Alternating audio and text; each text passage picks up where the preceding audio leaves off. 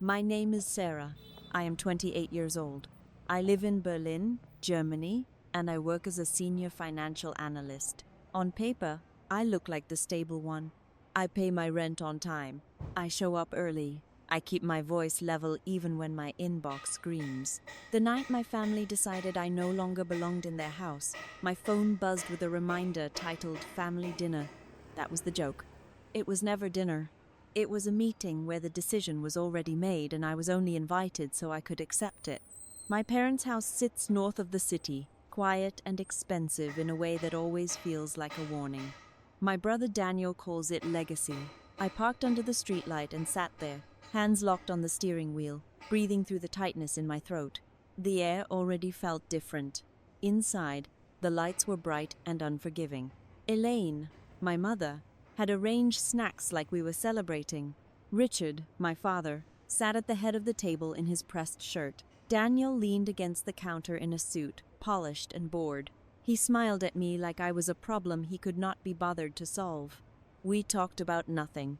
Then Richard folded his napkin with slow fingers and said, "Vivian, we think it is best if you live on your own for a while." He did not raise his voice. He did not have to. The words landed like a lock, clicking shut. I laughed once, too sharp. Elaine flinched. Daniel looked away. I asked why, and Richard said I was too emotional lately. He said I brought tension. He said people talk. He never said what I had done, because that would have required naming what they had done first. My palms went damp. I stared at the family photos on the wall, all of us smiling like actors who knew the camera. I could not remember the last time anyone asked how I was sleeping. I could remember every time they asked me to move money, open an account, sign a form, because it was easier if it was in my name. So I stood up. I smoothed my skirt. I picked up my keys. No one stopped me. Elaine whispered my name, but it sounded like a habit, not a plea. Richard told me to be reasonable. Daniel told me this was for the best. I walked out into the cold Seattle night with a quiet, sick clarity. I was not their daughter. I was their shield. If I stayed, I would keep taking hits meant for them. If I left, the truth would finally come looking for its real owner. And for the first time, I let myself wonder if that was exactly what I wanted. In my purse, a folded bank letter pressed against my fingers, and I could feel the numbers like a pulse waiting to be spoken. I did not go home that night. I drove until the city lights blurred and parked near the waterfront, staring at the black water as if it could answer me. I kept replaying Richard's voice in my head, calm and surgical, telling me I was too emotional. It was always the same word they used when they wanted me quiet. Emotional, difficult, unstable, words designed to make me doubt my own memory. I opened my purse and pulled out the bank letter I had ignored for weeks. It was addressed to me, not to my father, not to my brother. My name, my social security number, my responsibility. I read it again, slower this time, and felt something cold slide into place inside my chest. A line of credit, a guarantee, an account I did not remember opening, yet somehow had. When I was 18, they told me it was just paperwork. Richard said it with a smile, like he was teaching me how the world worked. Daniel nodded along, already halfway out the door to his future. I was proud back then, proud that they trusted me, proud that I could help. No one explained why my name was always the cleanest option, why my credit was the one they wanted untouched and invisible. At 19, I signed my first guarantee. At 21, I opened a second account. At 24, I was asked to move money between entities I did not fully understand. Each time, they said the same thing. It is temporary. It is harmless. It is for the family. Each time, I believed them, because believing was easier than asking questions that made the room go quiet. I thought my job was my shield. Senior financial analyst. Numbers were my language. Risk was my discipline. I told myself that if something was wrong, I would see it. That was the lie that almost destroyed me, because the truth was never hidden in the numbers. It was hidden in who they put in front of them. The next morning, I called a lawyer. Her name was Laura Bennett. She spoke softly, the way people do when they expect you to break. I laid everything out, every account, every signature, every moment. I remembered being told to trust them. She listened without interrupting, which somehow hurt more than if she had. When I finished, there was a pause. Then she asked me a single question. Vivian, did you know that if this structure collapses, you are the only one legally exposed? I told her I did not. She did not sound surprised. She explained it slowly. How my name was the buffer. How liability flowed downhill and stopped with me. How Daniel's firm and Richard's position insulated them, while I stood alone at the bottom holding everything up. She did not call it betrayal. She called it design. I left her office feeling like I had stepped out of my own body. On the sidewalk, people hurried past with their coffees and headphones, living lives that made sense. I sat on a bench and pressed my palms together until they stopped shaking. I thought about every dinner where they praised Daniel, every holiday where my job was described as safe, boring, unremarkable. I understood then why they liked it that way. For weeks, I said nothing. I went to work. I answered emails. I smiled in meetings. At night, I sat at my kitchen table and opened files I had never looked at closely before. I printed statements.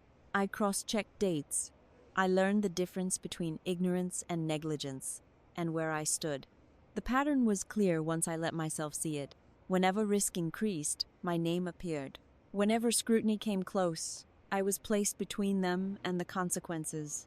They did not need me to succeed. They needed me to absorb. What hurt most was not the money or the fear of prison. It was the realization that every time I thought they were protecting me, they were protecting themselves. Every time my mother told me to be patient, she was asking me to endure what she would not. Every time Daniel called me dramatic, he was warning me not to pull the thread. By the time the first threat letter arrived, I was ready. I did not cry. I did not call home. I scanned it, filed it, and added it to the growing archive on my laptop. Silence had been my role for so long that no one noticed when it became strategy. I understood then that being the strong one had never been a compliment. It was a job description, and for the first time in my life, I decided to resign. I did not confront them after that. I learned very quickly that confrontation was what they expected from the version of me they had already dismissed. Anger would have confirmed every word they used against me. Emotional, unstable, reckless. I refused to give them that comfort. Instead, I became smaller in the ways that mattered to them. I stopped arguing at family gatherings. I let Daniel interrupt me without correcting him. I nodded when Richard explained things I already understood better than he did. I let my mother pat my hand and say she worried about me, as if concern could erase complicity. They relaxed. I could feel it. Silence always made them careless. While they believed I was shrinking, I was collecting. Every email where Daniel asked me to move money quickly because timing mattered. Every text where my father reassured me that this structure was safe, that his people had checked everything. Every voicemail where my mother asked me not to stress Richard with questions because his job was demanding enough already. At work, I did what I always did. I analyzed risk. I followed money. I built models that showed where pressure accumulated and where it eventually broke. At night, I applied the same discipline to my own life. I traced transactions back through layers of shell entities. I matched dates to signatures. I learned which documents mattered and which ones existed only to confuse. There was a particular kind of humiliation in realizing how deliberately ignorant they believed me to be. They spoke around me, not to me, assuming I could not connect what they left unsaid. They never considered that the daughter they dismissed as boring might be dangerous precisely because she paid attention. The first real crack appeared in a quarterly transfer that did not balance. It was small, almost elegant in how easily it could be overlooked, but it pointed somewhere it should not have. I followed it slowly, carefully, until it led back to an offshore account that should not have existed at all. An account tied to a trust Daniel had mentioned only once, in passing, as if it were a rumor. I sat at my kitchen table with the lights off, staring at the screen, and felt my stomach drop. This was not gray area. This was not aggressive planning. This was fraud, and my name was close enough to touch it. I thought about calling Laura immediately. I did not. I needed more than fear. I needed clarity. I needed to understand how far this went and how many people knew. Panic would only make me sloppy. Over the next weeks, I lived two lives. One was visible. I attended family dinners. I answered questions about work. I listened to Daniel complain about his clients, about how exhausting it was to be responsible for other people's mistakes. I watched Richard enjoy the respect his position commanded, speaking about ethics and leadership without irony. The other life happened in the margins. I saved files to encrypted drives. I printed documents at work and took them home, folded inside reports. I learned which servers logged access and which did not. I stopped sleeping through the night, not because I was afraid, but because my mind refused to stop mapping consequences. What surprised me was not the scale of what I found, but the calm with which I accepted it. Once you see the pattern, outrage feels inefficient. This was not personal. It was structural. They had built their lives, assuming I would always be there to absorb the impact. Removing myself from that equation would change everything. The day Richard announced a major upcoming deal, I understood why the pressure had increased. A public signing, media presence, new investors, visibility, the kind of moment that rewarded risk-takers and punished anyone who miscalculated timing. They were moving fast because they believed they were protected. Daniel was more nervous than he let on. I saw it in the way he checked his phone, the way he spoke too quickly about future plans. He joked about stress, about how success always came with enemies. I wondered if he understood that the enemy he feared was not me, but the truth. I told no one what I knew. Not my friends, not my co-workers. Secrets are safer when they belong to one person. I only told Laura when the evidence reached a point where silence became liability. She did not react the way I expected. She did not gasp or scold. She leaned back in her chair and said, "This changes things." She explained what options looked like now, what reporting meant, what retaliation could look like. She did not promise me victory. She promised me reality. That was enough. The closer the signing date came, the more the family tightened around me. My mother called more often, checking in, asking if I was eating well.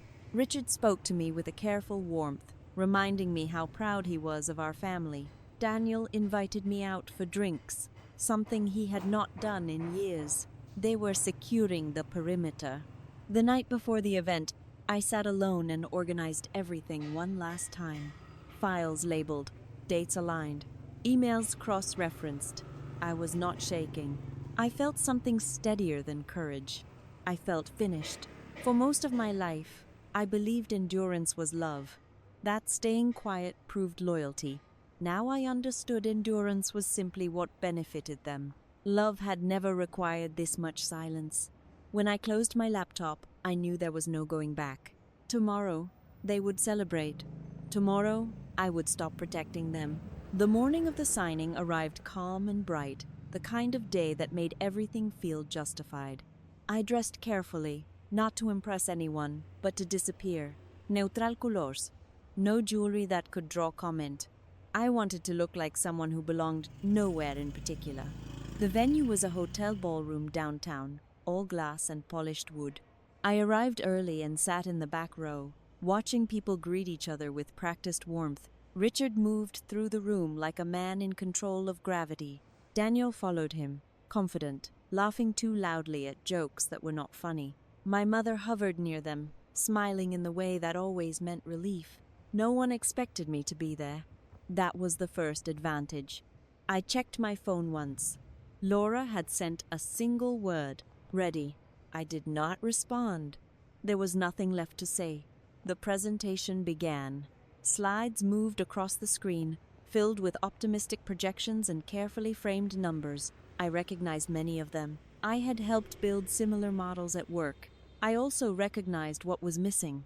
Risk never appears in public decks.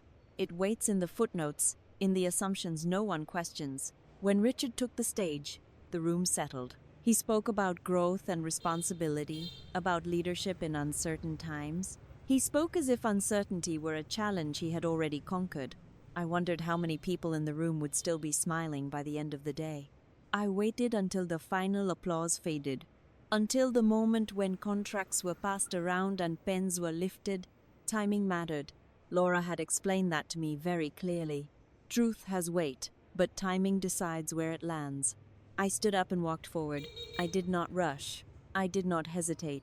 I felt strangely detached, as if I were watching myself from a distance. Richard saw me then. For a brief second, something flickered across his face. Not fear, calculation. I handed the folder to the attorney standing near the table. I said nothing. The weight of the paper was enough. The attorney opened it, skimmed the first page, then the second. His expression changed. He looked at Richard, then at Daniel. I heard my name spoken softly behind me. Elaine. I did not turn.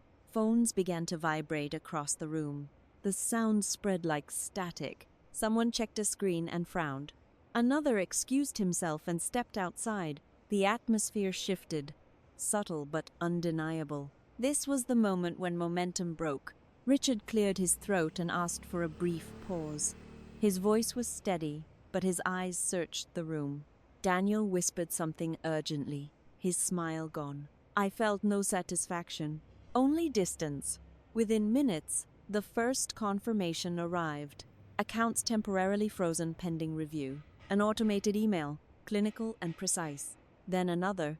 Then a call that Richard did not answer. The attorney spoke quietly to the room, explaining that due diligence required an immediate suspension.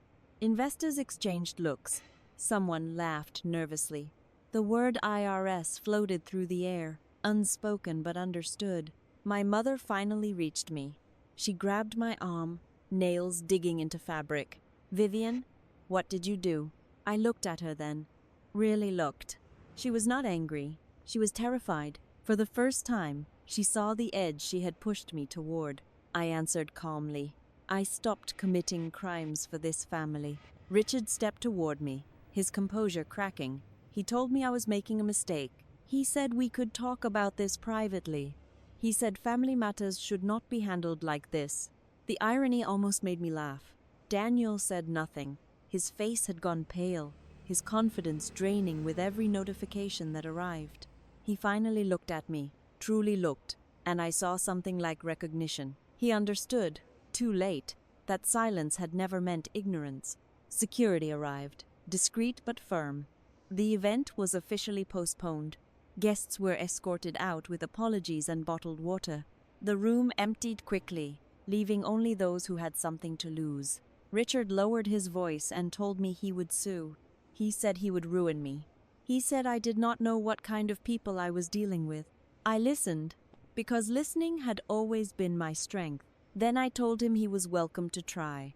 By the time I left the hotel, my phone was full. Missed calls, voicemails, messages that shifted rapidly from anger to pleading. I did not respond. The story was already moving without me. That evening, I sat alone in my apartment and watched the news cycle catch up. Headlines careful at first, then sharper. Allegations. Investigations. No conclusions yet, but questions were enough. Questions change everything. Laura called to confirm next steps. She reminded me this would not be quick or clean, that retaliation would come, that I might lose more than I expected. I thanked her. I had already lost what mattered most to them. Later, my mother called again. This time I answered. She cried. She asked how I could do this to us. I told her quietly that there had never been an us. There had been them, and there had been me. When the call ended, I felt lighter than I had in years. Not happy, not relieved, just unburdened. The role I had played was over. I went to bed knowing that tomorrow would be worse. Lawyers, statements, consequences. But tonight, for the first time, the truth was no longer trapped behind my silence. And whatever came next would finally belong to the people who earned it.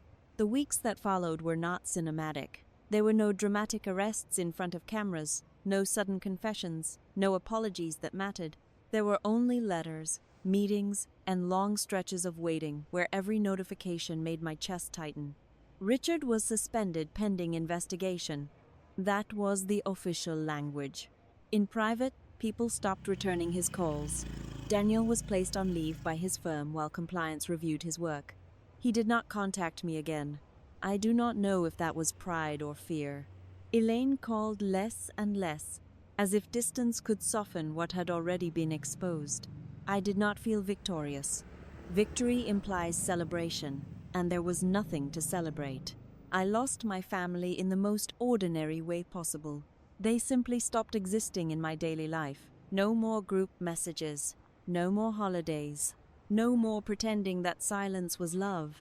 There were nights when I wondered if I had gone too far. Not because I doubted the truth, but because I finally understood the cost of speaking it. I had been raised to believe that endurance was moral, that sacrifice was proof of worth. Letting go of that belief felt like learning how to walk again. The legal process moved slowly, as it always does. Investigations expanded. Names appeared in places I had never seen them before. I cooperated fully and then stepped back. My role was finished. I was no longer the buffer. I was simply a witness to what happened when protection was withdrawn. At work, nothing changed, and everything did. I focused on my tasks, on numbers that obeyed rules and consequences that followed logic. My manager asked if I needed time off. I said no. Stability, I learned, was something I could finally choose for myself. One afternoon, months later, my mother called. Her voice sounded older. She asked if we could meet, just the two of us. I declined. I did not argue. I did not explain. Some conversations come too late to fix what they are meant to address. I moved apartments, nothing dramatic, just a smaller place closer to the water. I sold furniture that had belonged to the family house. I kept nothing that felt like obligation. The quiet that followed was not loneliness.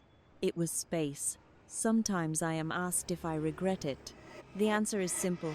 I regret believing that my worth was measured by how much damage I could absorb. I regret staying silent long after I understood the cost. I do not regret stopping. Families like mine survive on the labor of one person who is told they are strong enough to handle it, strong enough to carry risk, strong enough to stay quiet, strong enough to disappear when inconvenient. I was strong. That was never the problem.